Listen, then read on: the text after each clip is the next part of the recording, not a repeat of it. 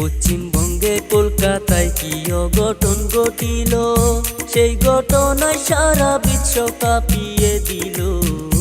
হাইরে পাষাণ মানুষ বুঝি আজও আছে এই দুনিয়ায়। ভূমি তার ঘটনা শুনলে কলজা পাইটা যায়। 18 জন মানুষ মিলে একলা তারে দর্শন কইরা যায়। একলা ঘরে শিকার হয়ে কান্দে হায়রে হায়। চিৎকার করে কান্না করলেও কান্না শোনার মতো কেহ নাই।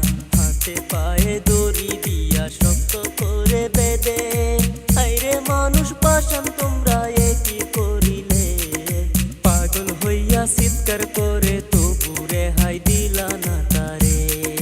ডক্টরেরই রিপোর্ট মতো জানা যে গেল, শরীরেতে 113 টাকা মুরের চিহ্ন। মানুষ রূপে কুত্তা হইয়া দেখাইল তাদের চিহ্ন। মায়ের বুকটা খালি কইরা নীলা যে কেরে, এখন মায়ের চোখের জলে সাগর যায় ভেসে। কেঁদে কেঁদে বলে মায়ে কি দুষ করেছিল আমার মেয়ে।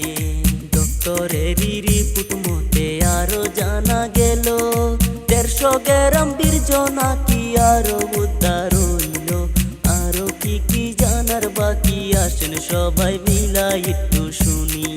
গরিব ঘরের মেয়ে ছিল, বাবাই করতো দর্জি। অনেক কষ্ট করে তারে লেখাপড়া করাইছে। মায়ের মনে আশা ছিল আমার মেয়ে করবে ডাক্তারি। এমন কইরা কাইরা নিলে জালিম তুমি প্রাণ। চোখ খুলিয়া দেখো জালিম তুমি মায়ের সন্তান।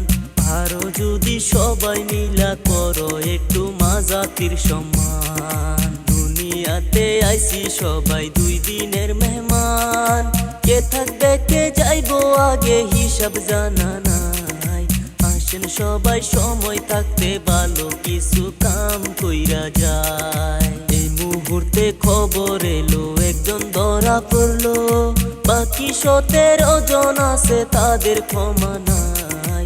আপনাদেরও মতামত কি কমেন্ট কইরা একটু বইলা যান। ভিডিওটা দেখার জন্য ধন্যবাদ জানাই। পারেন যদি শেয়ার কইরা সবাইকে জানান। আজকের মতো